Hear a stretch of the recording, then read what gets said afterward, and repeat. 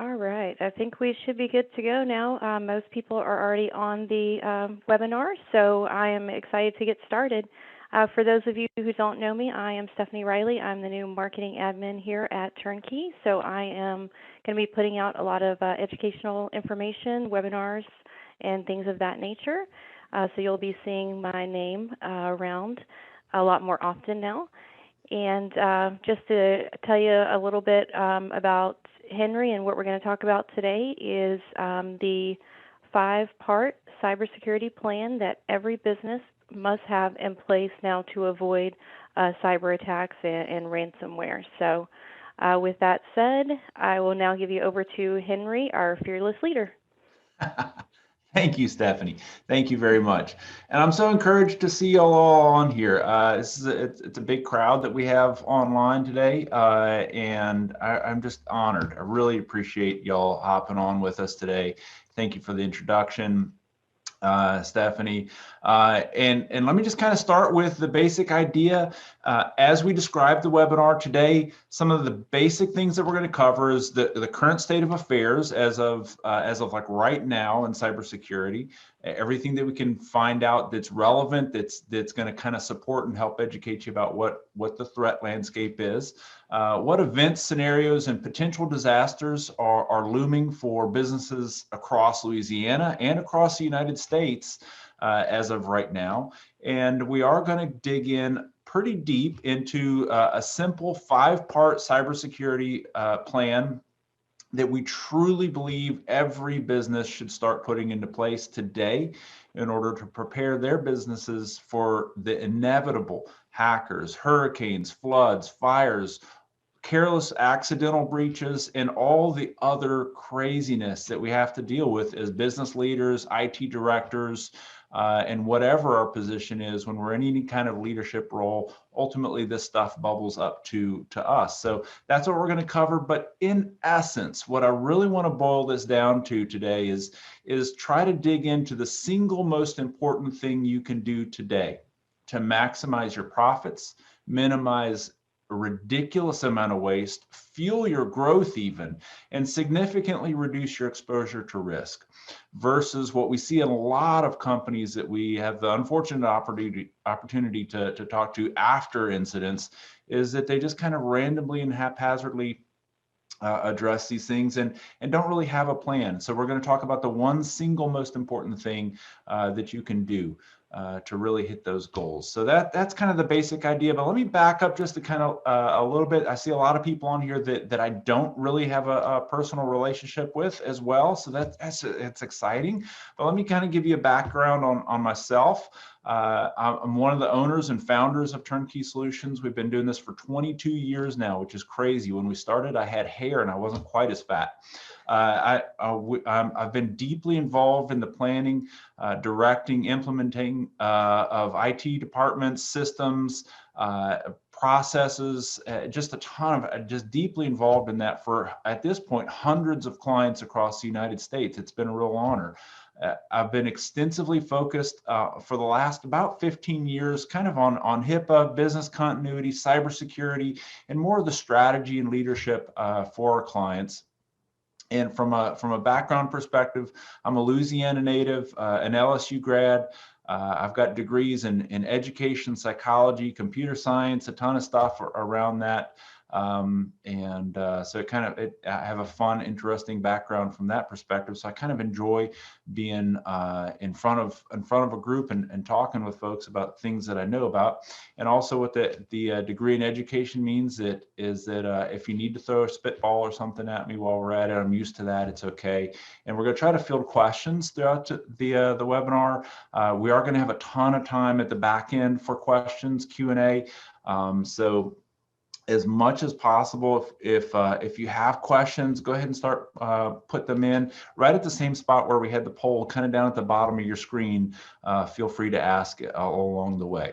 A little bit about Turnkey Solutions, our company. We started in 1999, really out of a reaction to needing an accountable, no fingers pointed solutions provider.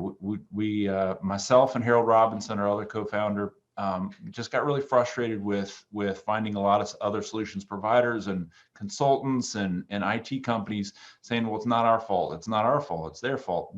It was just frustrating. We made the switch to managed services around 2006 to provide 24/7, 365 protections for our clients. We've got offices now in Baton Rouge, Metairie, and Dallas with 24/7 staffing.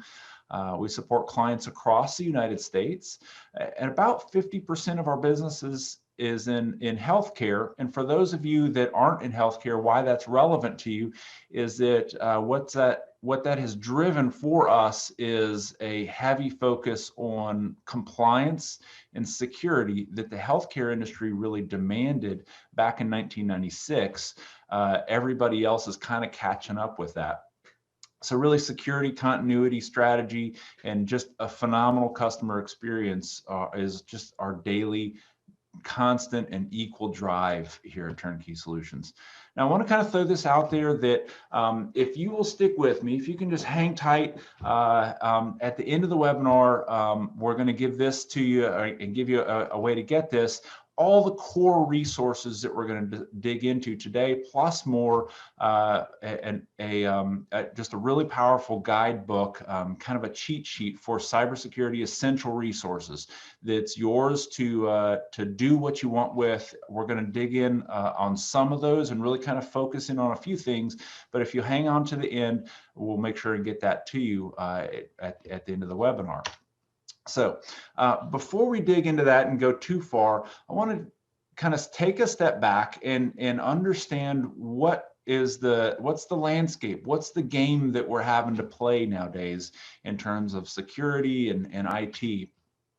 Maybe one of the things that I struggle with, honestly, in webinars and presentations like this is narrowing down the number of articles nowadays and the number of terrible events that have happened in our industry. But you probably have heard about this one. Back in December of 2020, like eons ago, right? There was a news article that came out, and it kind of blew up pretty fast, that this company called SolarWinds, who provides an IT kind of management and monitoring product for really large enterprises, SolarWinds got hacked. Well, some of their clients are big US government agencies, places where their software is installed.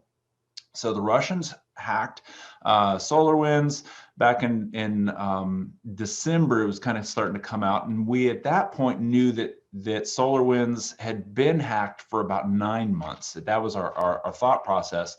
Well, in February, if you'll notice, this article is from February. Microsoft and a ton of other huge cyber research companies were feeling like this is one of the largest hacks ever, and that it was probably indicative, based on their research and studying what had happened under this hack. It looked like there were at least 1,000 people who were on the team that developed and pulled off this heist, and that something like 18,000 companies that used SolarWinds had been affected by this. So this was a really scary thing. As of right now, March 29, what we're finding out is that the head of the Department of Homeland Security, his email, like, this is the guy who's supposed to be protecting us from the Russians, right? He's in charge of it. It's not personally his fault, but the head of the Department of Homeland Security, his email got hacked in this process. So this is still unfolding as we speak, this hack. This is a pretty gross thing. Other things that have happened just in really recent news: Office Depot has a managed service provider. If you go to them and you say, I want my IT handled by Office Depot, they hand you over to a subsidiary company called CompuCom. They got eaten alive by hackers. They have 8,000 employees, so they're a massive company, massive managed services company. So they got hacked, as well as all of potentially all their customers. kind of fun stuff that, not fun, it's sick to say that, I apologize. Really, when we talk about cloud, one of the kind of where I was going with that is one of the fun things that I got to explain to people is it's not magic. If we moved your servers to the cloud, you're really kind of putting them somewhere else. It's just your servers in somebody else's environment. And a thing to be aware of, because we see this happen several times a year, every year, is a thing that happened in March 9th. One of the largest data centers in France, of all places, they had a fire, and March 10th, it came out in the news. And as of like March 28th, of just a few days ago, the CEO of the company is putting pictures out of, they are literally with soap and water, they are physically washing the servers, trying to get them back online. So March 28th, they're down for 3-4 weeks. So just all the things to kind of think through as we kind of go through this. And the one that you're probably most aware of is that this massive hack that happened to all of Microsoft's email servers. It's a product called Microsoft Exchange. Microsoft Exchange had a vulnerability, a weakness that this hacking group that somebody out there called Hafnium. So it's kind of been known as the Microsoft Exchange Hafnium hack. They hacked and breached at least 30,000 and maybe upwards to hundreds of thousands of Exchange servers globally. Now that's just the servers, and from there they were able to, what we've seen is that once they hacked it, if they were able to take full advantage of that breach, they could go into the rest of the network, they could get your emails, they could just it really breach a lot of things and cause a lot of destruction. So that has been a massive problem. So I'm not sure if Microsoft is saying this is a bigger hack than the SolarWinds thing that they just like a month or so ago said, oh, that's the biggest hack ever. But it's really, really bad. And just in our personal experience, what we've seen is that somewhere upwards of 75% of the servers that run Microsoft Exchange had been touched by this hack. So when we're talking about that and setting a stage for understanding what's going on, and I don't want to sound like I'm just talking fear, uncertainty, and doubt, and just always bad news, because we do have some phenomenally great news if you just hang with me. But it's not just fear, uncertainty, and doubt. These are unfortunately just the real facts. There is a huge group of companies that produce a really well-written analysis of the cybersecurity data for every year, and they all compile it together under this kind of flagship title of the Verizon Data Breach Report. I think they're on the 13th year of doing this now. The 2020 Verizon Data Breach Report. One of the things that I really want to point out and explain through all of this, all of those incidents from the previous slides, is that one of the key points from the Verizon Data Breach Report that just came out is that discovery of the hack is taking months or more, and they are potentially significant number of breaches that occurred in 2019. We're talking over a year ago that still haven't even been discovered. So that means the hackers are still playing in those environments undiscovered. The thief is still in the house over a year later, rummaging around, taking things, and we haven't even figured out that he's in there, that's the terrifying thing that we have to understand. And you as a business leader, an IT director, you got to be able to bring this fact up, is that we have to figure out how to find the thief and the hacker that's in the house already. Other facts from the Verizon Data Breach Report for this year is that 45% of the breaches from the year prior, where they sampled it for this report, 45% featured hacking. 22% were caused by just errors, human errors. 22% were social attacks, and fewer and fewer and fewer of them were caused by malware, viruses, and even 4% were physical actions, somebody breaking into the house or to the server room or whatever. 86% of the breaches were financially motivated. Web applications at that point were responsible for 43% of breaches. That means like people getting into a website like Outlook web access, i.e. the Exchange thing. 37% of those breaches were because the hackers had stolen credentials, a username or a password. So when we talk about dark web reports and scanning the criminal underground to find if your passwords were breached, what we're looking to head off is that 37% of the hacks or the breaches where they got their foot in the door because they knew somebody's password.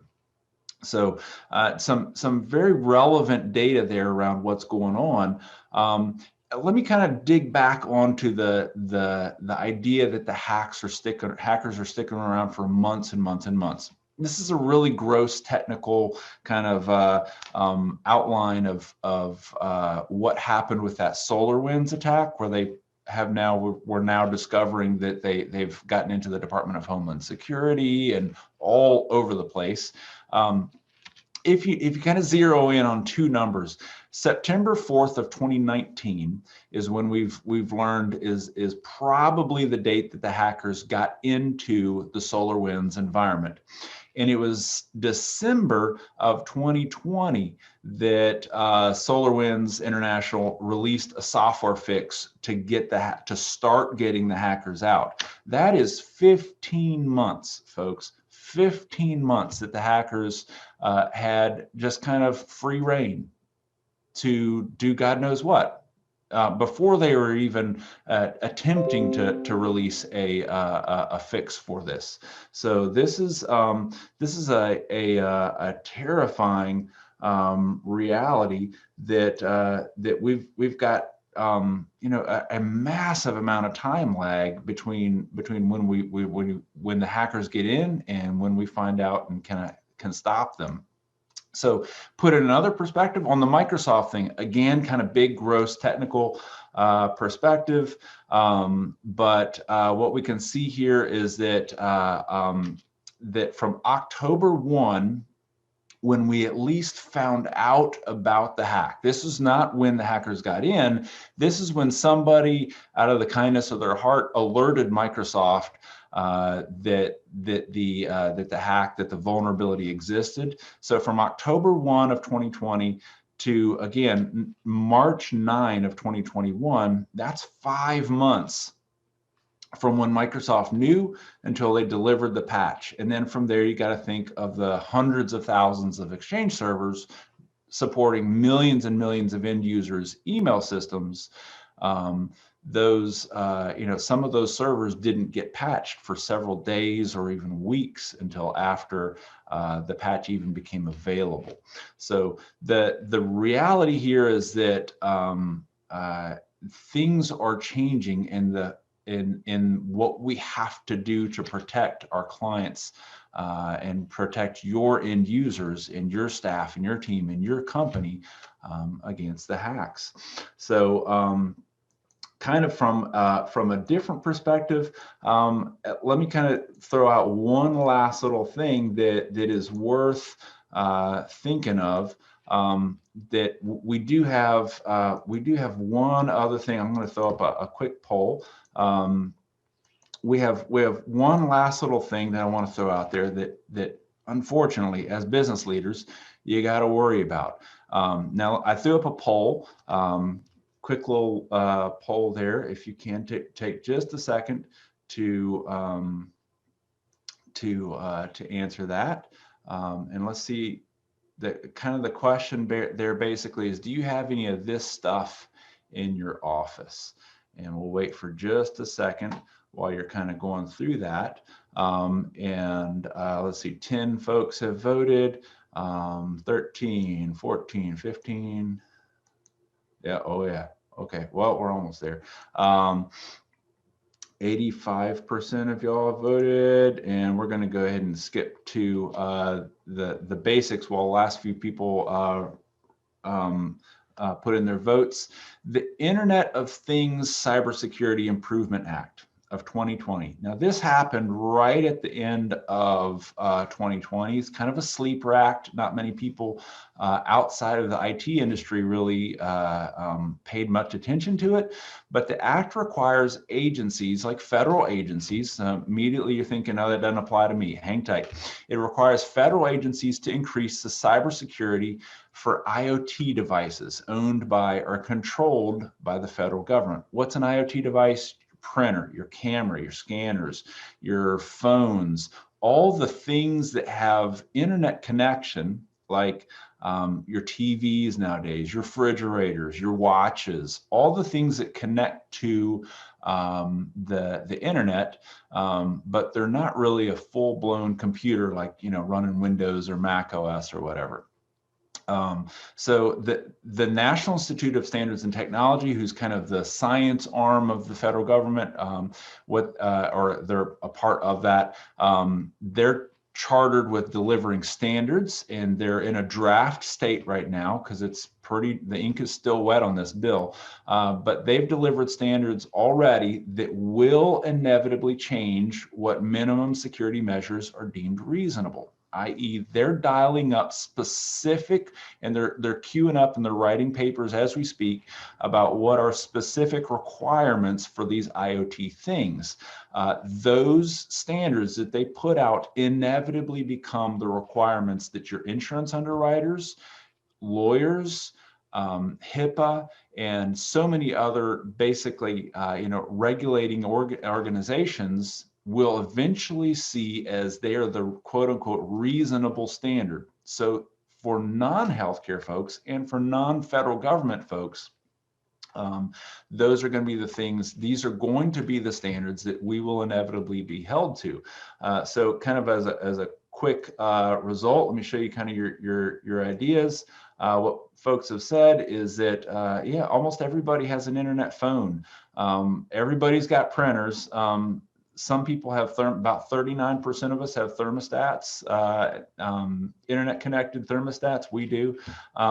Access control systems like door locks and whatnot. All of these things are Internet of Things things. I hate to use that word like 9 times explaining that sentence, but it's tricky to not actually. So here's the security recommendations. I'll kind of give you a sneak peek into what the NIST guidelines are going to say, and where they're kind of leaning towards is that basically they're going to have us change, they're going to recommend heavily, and this is something we've been saying for a long, long time in the IT industry, is change your IoT default passwords, store all data in the US, log everything, and analyze those logs. Now, let me ask you this. How in the world are we going to log the data off of your thermostat or your postage meter or your security camera without a dramatic overhaul of what you're thinking and how you're doing it? Right now, I didn't fill up this poll, but how many of you are logging the data and maintaining and analyzing the logs from your cameras, from your thermostats, from your printers, from your phone systems? That's a terrifying thing. And that's the biggest change that I personally see coming from this law, is a lot of our technology has the ability to do these things, but we're not analyzing those logs. We're not storing them. And we're not taking it kind of to that next step. So backing up, we have all these things from massive hacks that are taking months and months of time to come to light, to federal laws dialing in the security. What is going on? Kind of give me that Reader's Digest version here, Henry. Online crime organizations are still getting more organized. We are seeing China, Russia, and a million other organizations, hacking groups, other countries, getting more strategic, better funded, and more persistent. These bad actors only have to win once. They only have to get through one little tiny crack into your environment for you to have a breach. But to perfectly protect your systems, you have to be 100% effective 100% of the time. You've got to be perfect. They've got to get lucky. And that's the stinker of the situation, is that it's not fair. And I understand. I completely agree with you on that. So if that's kind of where they're going, let me launch kind of one last little poll here. Let me, if the hackers are coming from Russia and China and Baton Rouge and all over the place, why are they doing that? We know that they're working and we know that they're having success. Let me throw up this quick little poll here while we kind of think through, what is going on in their mind. Why are they trying to attack us? Why are they trying to hack? Let me see. I'm going to wait just a few more seconds for y'all to finish up. We got about 63%. Let's see, 73%, almost there. Last little seconds. I feel like the Jeopardy music ought to be playing when we do polls. So kind of backing up on this, there's some studies, there's some really good studies around this, around that, and what people are thinking is going on. But maybe, and hopefully you can see kind of the results. Most of y'all said financial gain, and about a fourth of y'all said corporate espionage. Personally, I'm with the 6% of y'all who said, who knows? Now, the Verizon data breach report did say that 86% of breaches were financially motivated. The SolarWinds hack was more than likely started. What they're kind of currently thinking is that the SolarWinds attack was more than likely kind of a corporate or a government espionage. The Microsoft Exchange hack started as an attack on healthcare organizations, government think tanks, biomedical research firms. Some people thought maybe somebody was fishing for a COVID-19 vaccine. But ultimately, the data has always to this point that there's some financial motive. 86%, according to the Verizon data breach report, shows that the majority of them at that point in their survey was financially motivated. And if you don't think that your organization has any value to hackers, I would caution you to think, a little bigger than that. If a hacker can get into your environment and take out your CEO's computer, what's the CEO willing to pay to get out of that situation? How much financial destruction would happen if your corporate secrets got out, your intellectual capital, or maybe just your accounts receivable? If your accounts receivable got diverted to somebody else, or your accounts payable got diverted, your cash flow has value to it. So a lot of companies tell me that they're not a big target. And unfortunately, the hackers don't have to be really savvy and specifically target you anymore to get money out of companies. So, we don't really 100% know every time what their motives are. We have some pretty good ideas. Let me give you a background on what are they doing and how are they working, because this is really fascinating work. Microsoft, the FBI, CIA, Homeland Security, all the big forensic companies have really been studying the hackers very hard to see the steps that they've been taking, and we're starting to develop a very thorough picture of this. And without digging in extremely detailed, they're starting somewhere a year or so behind when we notice them. They're starting with understanding you, target selection, maybe learning a little bit more about your people, and testing their vulnerabilities against you or against a specific system like the Microsoft Exchange server. So they're being very careful and and planning those things out. They're trying to find your passwords at this stage as they go down further into their process. And where we're at now, as we've kind of learned, is that most of like 2019 protections with like, good old fashioned antivirus, most of the time those tools from a year or two old that we really leaned on hard back then, most of those techie tools would only alert us when basically it was done. The hackers had gotten what they wanted, and it was basically really too late. But when the antivirus, the old-fashioned antivirus software pops up and says, hey, we got a problem, it is really too late at that point. So short version on that, the high level on how are they working, and I could spend about an hour and a half just digging into that one slide. It's really fascinating stuff to nerds like me. But short version is the hackers are working extremely methodically, patiently, and skillfully. They are taking their time and building attacks that are extremely well thought out and very effective. So as we kind of dig in and kind of take a breath for just a second, the natural default question that people ask me is okay, Henry, this is terrifying, this is sickening, they're taking 15 months to scope me out and then hack all my systems, what can we do?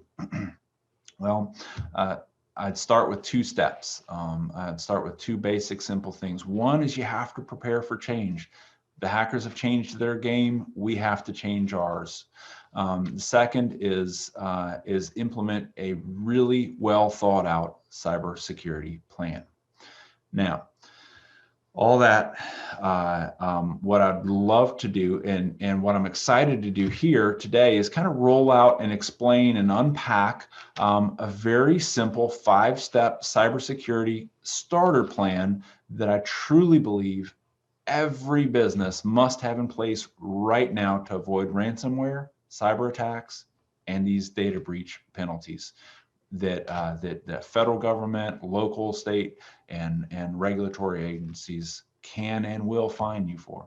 So I've got 5 steps. It's going to be very simple, and we'll walk through them right now. So let's start with step 1. Step 1 for every one of y'all is to start with a plan. And that sounds really backwards. So I'm saying start by starting.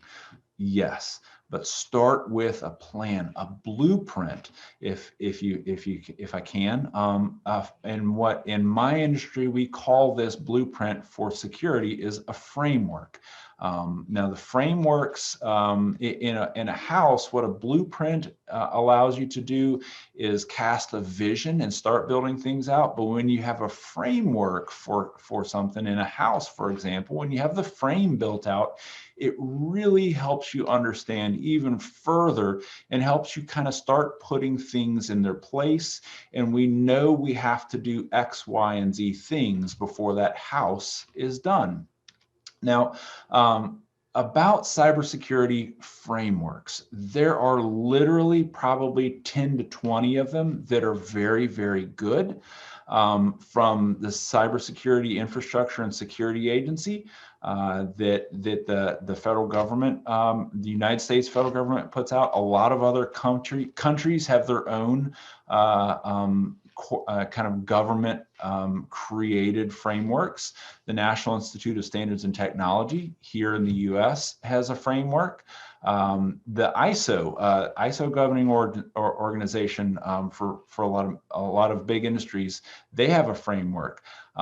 What is a framework? It's basically a set of documents. It's pretty simple here. It's a set of documents defining the best practices that your organization will follow to manage your risk. So it's nothing magical. Top other cybersecurity frameworks that have been developed and really well thought out, and they have real value in specific use cases include HIPAA, CMMC, which is aimed more at like federal suppliers in the whole supply chain. FISMA, SOC 2, GDPR, you've heard about that. With you know, that's more of an international play. NIST, there's a ton of them out there. What I really wanted to dig in today and provide you is the simplest, most effective, most applicable to 100%. And I'm looking at the attendee list here, and I can guarantee you this framework that I'm going to dig into today and that we recommend everybody starts with will apply to your organization. It's the CIS 20. Goes by a lot of names, but let's look at this specific framework. The CIS, the 20 CIS controls, again, this is put out by the Center for Internet Security. It's a United States government basically established organization. They're very accessible. They're really very helpful. They've been around for a long time, but they have 20 controls or 20 things to check against. And each control is scalable to the size and sophistication and budget of every organization. And I kind of I showed a picture here. They've got implementation group 1, 2, and 3. So implementation group 1 is if you're very small. Implementation group 2 and 3 kind of build on that. All 20 of the controls, all 20 of the things that they're recommending should be adopted and can be adopted by every company, no matter how small or how large. In short, it's perfect. It's a perfect place for every one of y'all to start with. A little bit more detail on it. It's referenced by the NIST cybersecurity framework. It's referenced these 20 controls. They're very well vetted things or actions for any organization. These are things that nobody would argue with and say, no, you really shouldn't bother with that. The controls here map to or correlate with almost every other framework out there. So if you're a healthcare organization and you really primarily care about HIPAA, these are very specific security actions that will directly 100% map to HIPAA controls, for example. So again, it's kind of the perfect place for any and all organizations to start with and make a plan for your security house, your security plan. So it kind of, the step one that I'm gonna kind of lean on with you there is if you're a healthcare organization, if you're manufacturing, it doesn't matter who you are, how big you are. Pick a cybersecurity framework or a plan that's been well thought out and well created by other people who that's all they do is think these things through. Pick a plan and run with it. But you have to know, and you as the leader at your organization, you have to know the plan. And you have to be able to explain to the company and to your teammates and to your coworkers or the bosses or whomever, here's the plan that we have to play with. This is the thing that we're going to try to shoot for this year. So that's the step one is we have to start with a plan. Step 2 through 4 are pretty simple and they make a lot of sense. And let me kind of walk through 3 of them right here. Step 2 for our recommended cybersecurity starter plan is inventory your assets. Now, in specific reference to CIS, this is CIS Controls 1 and 2. They talk about inventorying your hardware assets and inventorying your software assets, and they talk about a process for inventorying them all the time, keeping them up to date. And as you grow more mature, as you maybe go from implementation group 1, 2 to 3, they talk about maybe ways that you can make that inventory more real time, more accurate, more accessible. But short version is if you can't give a specific list of here's the programs that we care about, here's where my data lives, and here's all the things, the technology, the thermostats, the workstations, or whatever that my organization's data is exposed to or lives on, then you have no idea how to start securing it. Okay, so every framework will talk about that. Step 3, upgrade your risk management process. Massively upgrade it. Having somebody do a penetration test on your firewall is not a risk management process. It's a part of it. Having somebody get you an inventory list is not a risk management process. It's a part of it. When you have a thorough risk management process that is scenario based, what that will look like is if you can say, I know this application lives on these systems. Now let's think through scenarios or risks to those computers, into that software, into what that software means to our company. What happens if this EMR product goes down? What happens if this server that it's living on gets hit by fire? What happens if somebody breaks in and steals that server? What happens if we move it all to the cloud and that data center burns? That's why I left those slides in at the beginning of the presentation. All of the scenarios that could possibly affect your assets, and how are we going to think through a solution path? How am I going to ensure that my company can survive that scenario is what we're encouraging for a really good and effective risk management process. Fourth step in our cybersecurity starter plan is to create and test your incident response plan. This maps to CIS control number 19.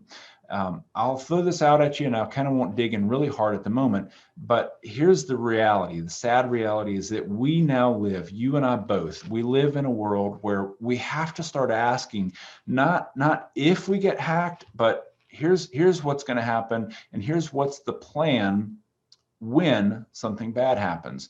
Your hard drive is going to crash, right? There's going to be a day when the computer just dies.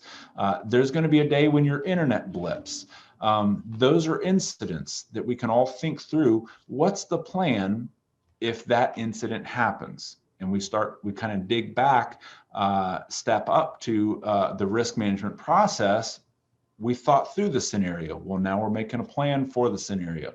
Well, kind of backing up, we can't really think through the scenario or the risks that we defined on step 3 unless we know where our things are from inventorying our assets. So all these play together and they kind of go in a logical process. Fifth part of our plan, and this is it. It gets very, very simple. These are 5 highly effective things that I promise you work, and they will be very effective for you, is implement a security awareness testing and training program. This is a requirement. Again, errors by people were caused by 22%. 22% of the breaches from that Verizon data breach involved phishing, where people fell for that, that fake email. 37% were caused by people's passwords getting stolen because they didn't put them somewhere well, or they wrote out the passwords, or they used really weak passwords. That's all part of your training.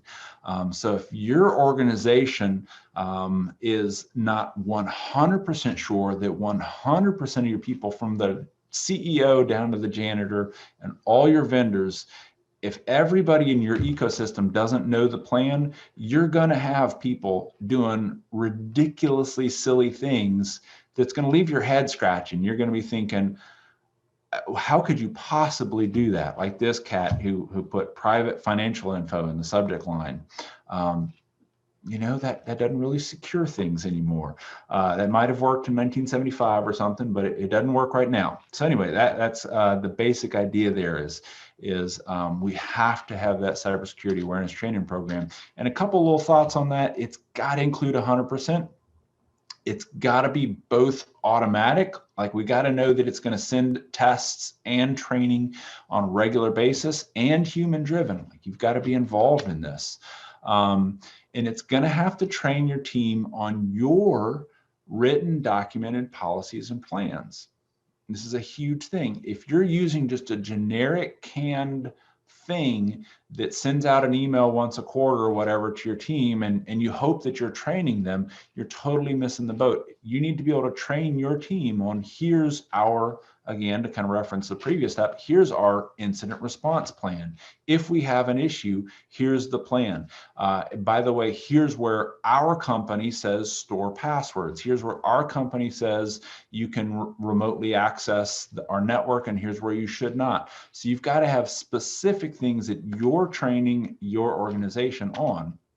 And unfortunately, kind of where we funnel in and kind of find is that a lot of our clients and a lot of prospects and companies that we interact with don't have those plans. So they're kind of leaning on, if they do training, they're kind of leaning on just really default canned stuff that, here's how to make a good password. But you're not telling your people, here's how we say to put a password together. Or here's how we say to secure your computer, or here's how we say you can share passwords or not, or that kind of thing. So let me kind of give you a little bonus section here. I'm going to throw this out at you, and we're kind of getting close to wrapping up here. I'm going to share these with you, and then I'm going to share how to get them and find them, how to download them and make them your own in just a second. But let me kind of start with, if you don't have policies in your organization that kind of explain how you want things done in your company, you're really kind of hoping for the best and sticking your head in the sand. So here's the 6 policies that I truly believe 100% of companies have to have as a starter. You got to be able to explain it. They don't have to be huge. They don't have to be 47-page treatises, and they don't have to start with "There's a Dark and Stormy Night" or "Once Upon a Time." I mean, they just don't have to be massive literary masterpieces. They just have to clearly and succinctly explain to your staff and your team and your vendors, here's what I say we're going to do.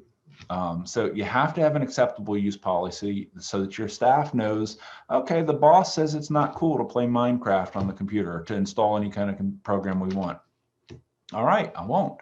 But if you don't tell them it's not cool in writing, you probably didn't tell them. Number 2 is a cyber incident response plan. We talked about that just a little bit before. Have it written out specific to a cyber incident. And I'm just telling you, if you have an incident response plan that deals with, if we get fire, if the sprinklers go off in the house or whatever, we need a specific and a custom one for a cyber incident, because you handle them very different. You handle a cyber incident very differently than you handle a fire in the house.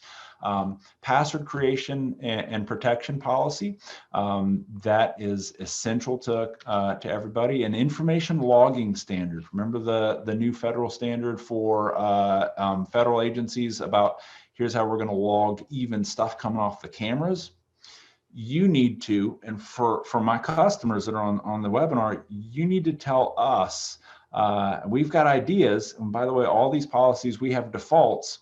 But what we would encourage and love to hear from you is, here's what my company wants to know that we're logging. Here's how long they should log.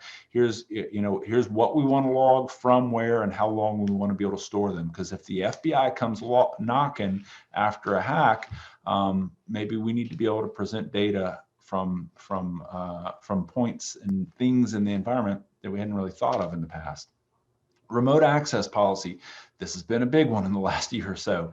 But being able to explain to your staff, here's the idea of how we're going to facilitate working from home. If you're on vacation, or if you're working from home because of COVID or whatever, here's how we allow you and how we don't allow you. You don't want to have everybody going and firing up their own remote access things in your environment, because that just pokes a million holes in your firewall and cybersecurity stance.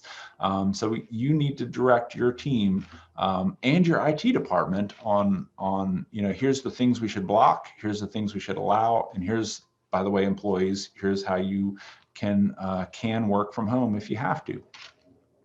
Equipment baseline configuration policy. This is a huge one that is surprising how quickly this gets away from you. If you tell everybody at your company that, by the way, these are the icons you should see on your computer, your antivirus should look like this, you have to have X, Y, and Z things, and it doesn't have to be huge. Again, it can be a one-pager, but if you can explain to your employees 100% of your computers need to have X, Y, and Z things on them, and our servers will have X, Y, and Z things on them.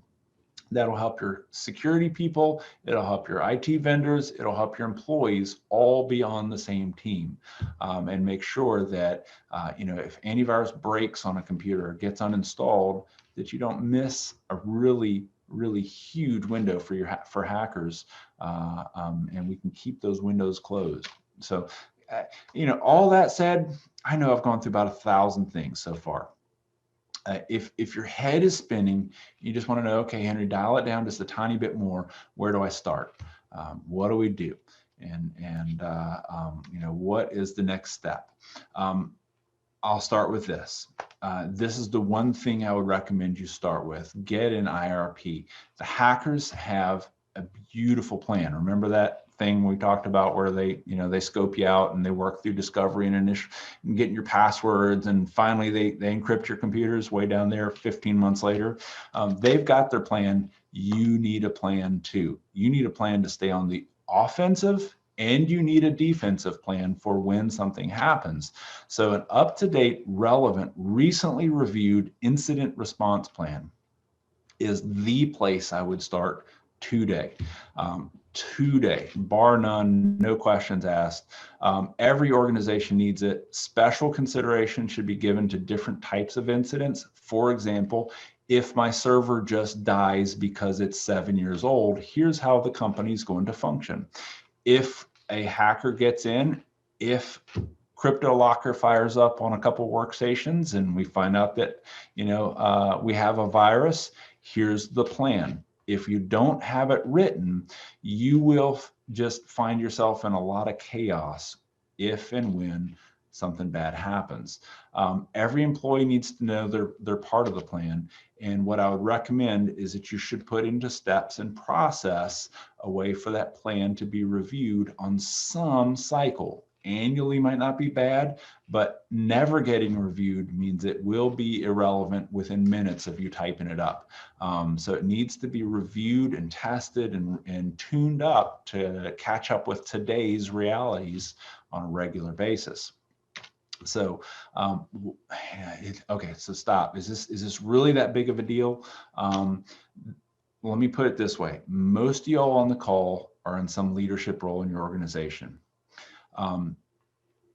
The data owner, which is a kind of a common term for the person most accountable for the data, i.e. usually it's like the owner or the C-level people at a company, they are at most risk during a disaster. They need to direct the IRP. Now, some of y'all are not the C-level. Some of y'all are IT department heads. Some of y'all are just a mix of different positions, and I understand that.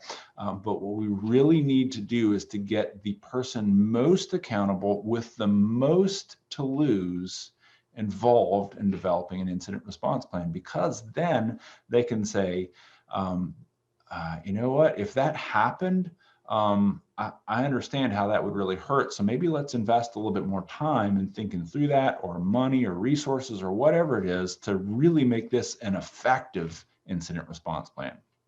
If you don't do that, you're trusting who knows who to do who knows what with your business. And after they screw up your incident response plan, which I've seen, and it's a mess, the data owner will be left held in the bag on expensive negotiations with the hackers, the OCR and the FBI and insurance underwriters, all those guys.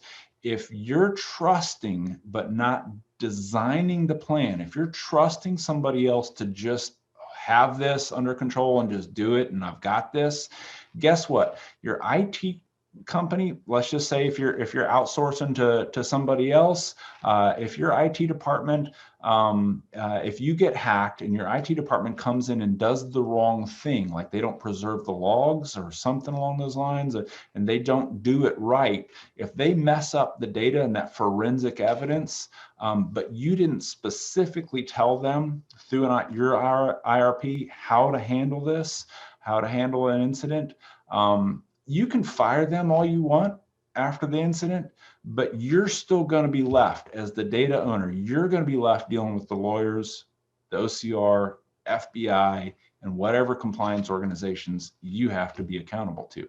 So I would throw that out there. And IRP is an extremely important thing.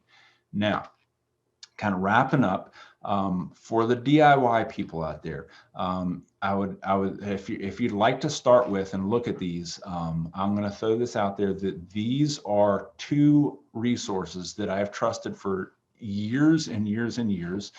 Most of the IT community resources or references these guys at some point or another for really well thought out policies, procedures, and whatnot. The Center for Internet Security and the SANS organization both have really good, sort of different takes on it, but they both have really good incident response plans.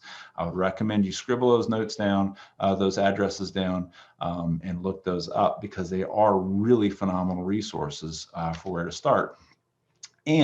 Or if you will email us, ask@tks.la, and ask for the resources we referenced on this this webinar, we'll send this to you for free. A guide that I've worked up, Cybersecurity Essential Resources Guide. It's going to have references to all of the websites and those soup starters that we've got here, and we'll get you a really great start to going on and implementing 100% of the things, the controls, the 5-part cybersecurity plan, and those 6 processes and policies that we've talked about thus far. So shoot me an email after this, ask@tks.la, and just ask for these resources. We'll get it right to you.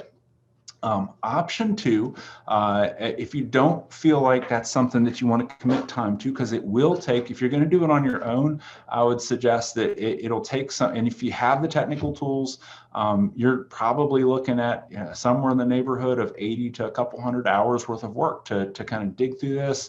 Some of y'all might be able to crank through it pretty quickly, and that's cool too. But if you don't want to look at doing it for yourself, we do have a process where we can do this for you. In this package, we do the CIS 20 controls review audit. We tell you where you're at in compliance on all 20 of those.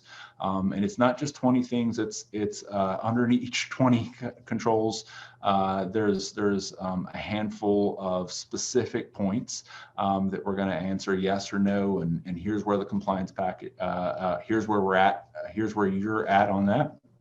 We're going to draft a cyber incident response plan for you based on what we know about you, and we will put it together a very good document, share it out for you, and work through it with you to tune it up. Application and IT asset inventory, we'll build that out for you that is current and up to date. Risk management framework we'll build based on your assets and based on your plan. We'll build out a risk management framework that you can then take and just run your cybersecurity and your risk management meetings from then until eternity. We'll build out those 6 core policies and plans for you, the acceptable use policy, all the way down to equipment baseline configuration policy, and we're going to do this all for you. So typically how that works out is when we do these standalone components, that's $9,490 worth of work. It's a stack of work. It takes us a lot of time to do it. What we have is a ton of engineers who have the ability to kind of get in and get it done really well. That is about $9,500 worth of work. We have that we can do for you if you'll reach out to us. Kind of an idea on, let me just kind of back up just a tiny bit on why would it make sense maybe to have somebody else do this for you. And I see one of y'all on the webinar that I think will recognize this this young lady. This is one of our clients that has started working through a lot of the security and compliance and just IT stuff with us over the last years. And what she specifically referenced is that they didn't even realize what they were kind of missing and some of the gaps that were in their infrastructure until they started working with us. And what Lisa specifically mentioned is that she now has peace of mind since bringing us on board. And that is the core function of what I want to provide you here, is that you have peace of mind that in the event of a disaster, in the event of an incident, that you have a plan, that you're prepared and you're ready for it. I will throw this out there that but wait, there's more. I hate to do that, but we can do this in April. We have a few new cybersecurity and security team analysts on the team here at Turnkey, which is cool. We've been growing, but we have a little capacity for April. That what we can do is we can put this $9,500 worth of services. If you're not one of our current managed services clients, I can give you a 33% discount. I can't give you 50% because it's going to take a little bit more work to figure out your environment and get rolling. For our current managed services clients, we're going to cut that absolutely in half and take $4,700 off of that. 100% money back guarantee. If you're satisfied with the product, if you're satisfied with the end result, great. If you're not, then we will refund your money, no questions asked. You just have to let me know, and we just don't play games around that. So if you love it, great. If you don't, then we'll refund your money. So ask at TCAS LA and reference this webinar before April 6th, because we are queuing up, and it's going to take us a little bit, and I really don't want to hold this deal out for forever. So before Monday, and we'll put you in for half off, half or a third off if you're a client or not a client currently. So how to take us up on that? Email ask@tcas.la and reference this webinar before the end of day Monday. And kind of I'll throw it out as just one last little thought on that in perspective, the hacks that we're seeing on the low end have cost companies that we've unfortunately had to work with on those scenarios is on the low end 50 grand. Straight out of people's bank accounts, and on the high end, we've had some clients come to us. Companies become our client after a hack, and we're trying to help them put things back together. And their losses prior to working with us were in the millions. So it's a small little investment in being prepared and planning for this. Kind of a last little thought on this. Why use our Done For You service? And we'd love to work with you on this. This is Sherry Harvey, CNO at an organization in New Orleans. Is that they're specifically using this package implemented for HIPAA, but they have the comfort and insurance knowing that they're on the right path. So having a plan, having peace of mind, having the comfort and assurance that you're in the right place and that things are going in the right direction is probably the biggest part of this. And knowing that if and when something bad happens, you'll be able to weather that and be prepared is probably the biggest thing that we can offer. So do it yourself or ask us. Either way, those core things we highly and cannot recommend enough. If you have any desire to get the guidebook, then shoot us an email at ask@tcas.la. And just ask, hey, look, I'd like that the guidebook, and we'll get that right back to you. And otherwise, I'll open up the floor. Are there any questions that folks have? That kind of ends the majority of kind of the slide and where I'm at with the questions. If anybody has any questions, kind of at the bottom of your screen, there's a Q&A section. If you think of something, if something's been burning up for the last little bit, then let me know. Otherwise, if you think of something tomorrow or this afternoon or whatever, just shoot us an email and or give us a call, and we'll be ready for that and get right back with you. With that, Stephanie, I'll kind of hand it over to you. We have one question on there. Yeah, the ubiquity hack. The ubiquity hack is that's just kind of a brand new one. That is terrifying. There are things around that that our team is actively engaged on. Ubiquity is a company that makes wireless equipment, and they had a bad moment last week as well. So dig in more of that, Ryan, afterwards. So, but Stephanie, let me hand it back to you. Yeah, absolutely. Again, thanks everybody for attending today. If y'all have any questions, any concerns, maybe some feedback on what we can put out for next time, let us know. And of course, again, we have that Facebook Live coming up on April the 9th, which will cover why insurance underwriters are recommending against antivirus software. So that should be a pretty good one too. And again, thanks for joining us today. Thank you all very much. We really appreciate the time. Hopefully we're of service. Again, if you have questions or feedback, or if we could do something better on forums like this, we would love to have your feedback. And please do find us out on Facebook and Twitter, and look up on our website. We've got some great Facebook, some great blogs that all of our team is putting out there. And we look forward to talking with you soon. So. Without any other questions, we're just going to say thank you very much. We hope you have a fantastic rest of your day and rest of your week, and we look forward to talking with you soon. Y'all have a great day.